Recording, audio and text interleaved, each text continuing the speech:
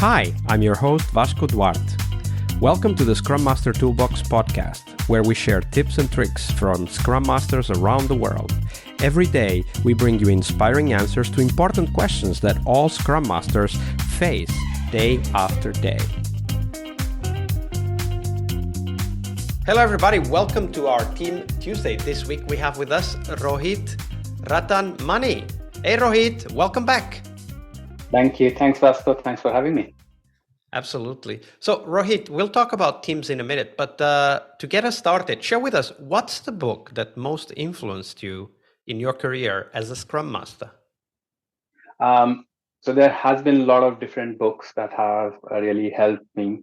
Books from Coaching Agile Teams, Wiley Atkins, Drive, Turn the Ship Around. But one book that has really helped me evolve as a Scrum Master, I would say, the book called Five Dysfunctions of a Team by Patrick Lencioni. And it really helped me understand how teams work together, the team's dynamic, and me within a team, me for a team. And it was a revelation when I read that book.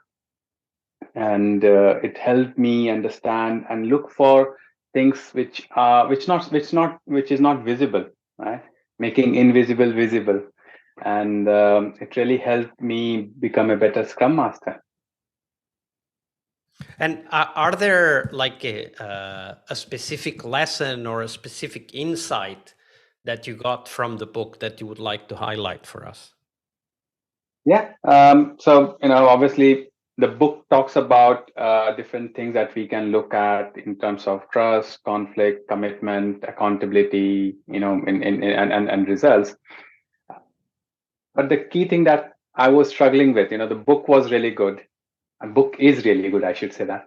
And when I thought I'll go and start looking at all these aspects, trust, commitment, conflict. But as a Scrum Master, my eyesight or my observation was only at the surface. And it was challenging because I was not able to say or pinpoint what is trust here, or where is this lack of trust here? How can I find lack of trust? How can I find the fear of conflict? And that was a bit of a challenge for me to start with. And then it went deeper into what am I looking for? And then help me define what trust means, what conflict means, what commitment means to this team. And it really helped me go into more better observation, underlying conflicts, underlying how people are behaving towards each other, how people talk to things, or how they react to work, how they react to leadership goals, and different systemic issues that comes up. So starting with a struggle, but obviously I was motivated by the book. It was really interesting. But starting with a struggle to put things into practice and implement those concepts. And then realizing I have to do more than what I know right now. It really helped me. Absolutely. And that's one of the advantages of models like the Five Dysfunctions models that help us kind of put a frame on reality, right? Kind of define what is happening and therefore also be able to process it in our minds so that we can act on it, right? Like, as you said, where do I find lack of trust? Well, no, you don't look for lack of trust. You look for certain behaviors that tell you that there is a lack of trust. And what you said, it helped you define what trust means, what conflict means. I think that's a very important step in any Scrum Master's journey, to be able to define what those mean and how you can either detect when they are not there or then develop them further within a team. Yeah. It's so true. And again, what helped me is not making a frame of mind that's fixed. Now, every team's behavior is different. When I worked with one team, I had my own definition, but when I started working with another team, I understood I don't have to go with that mindset. When I was looking for things, it gave me a head start, but I had to build another mindset or thinking of, conflict here in this team is in this behavior, which was not there in my previous team. So it helped me so far build an inventory of things that I can observe. And it has helped me build a space or I would say my toolbox, which has so many things, so many observations, so many experiences, and I can then pull that out and say, oh, I think I'm observing this. It's a lack of commitment from them when they say, oh, we'll look at it. You know, those experiences have just helped me become better and just improve my toolbox.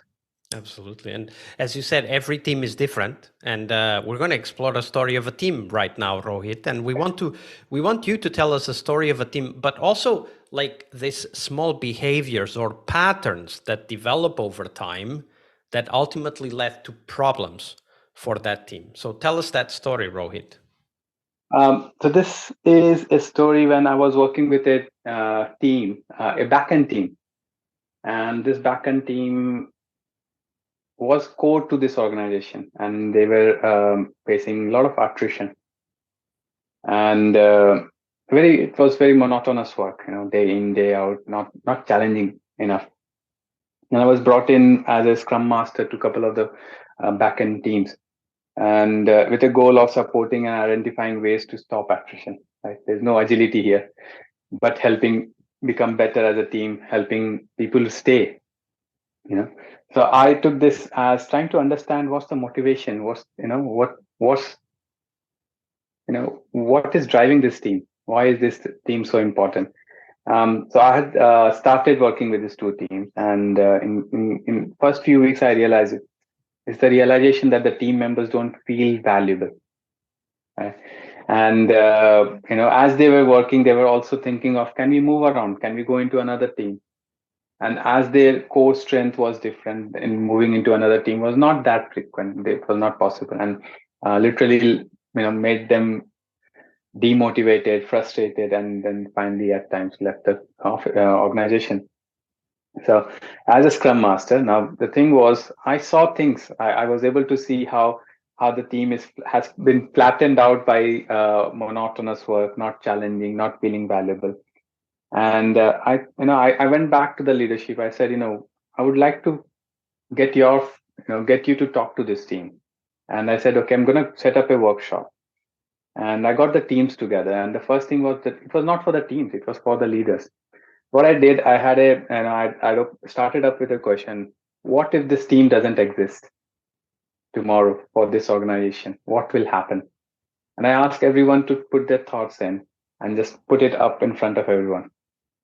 Right? And it was a revelation for the team what the leaders were mentioning. Without this team, the data governance team would not work properly. Operational teams will not work properly. We will be fined for not meeting regulation. And so many revelations came in, which was valuable for the team. Team was like, okay, we never thought about it. Yes, it's possible, but I, but and it turned, you know, the destroying nature of the team because of the work that they were so focused on without looking at a bigger picture. That was driving their mindset. And one way was by destroying this team unity and moving out of this team. So, that's the And story. this is a great story because it also shows how teams are so often oblivious to what they as a team mean for the rest of the organization, right? So when, like in this case, when you see that the team is demotivated, it's good to ask, why is that happening? Like, why do they feel demotivated, and what's at the root of that feeling?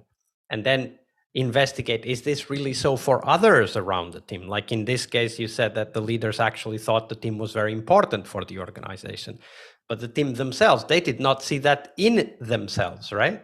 Right? Yeah. So again, as they were so focused on their day-to-day work, they were not even the one of the bigger issues was they never had an end customer.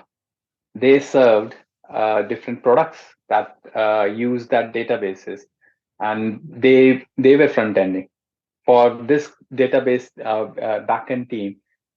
The product teams was work within the product team was challenging, was of value, whereas looking from outside in, without this team, the product teams would not provide any value to the customer or to the client. And that realization, that visualization itself, was not clear.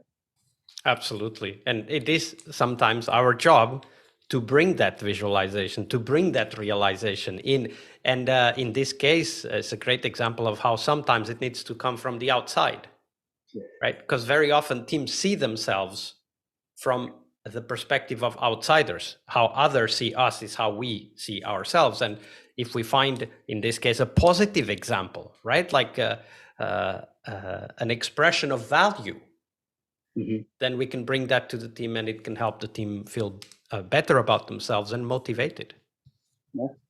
And then it is it is so powerful just because the teams don't get that realization till someone confirms to them, right? And they are looking for that confirmation from outside, and it doesn't happen so many times, right? Gratitude is so important, but it doesn't happen so many times, right? Absolutely. So how can leaders be so open and be respectful and be, have that feeling of gratitude towards people who work day in, day out for an organization?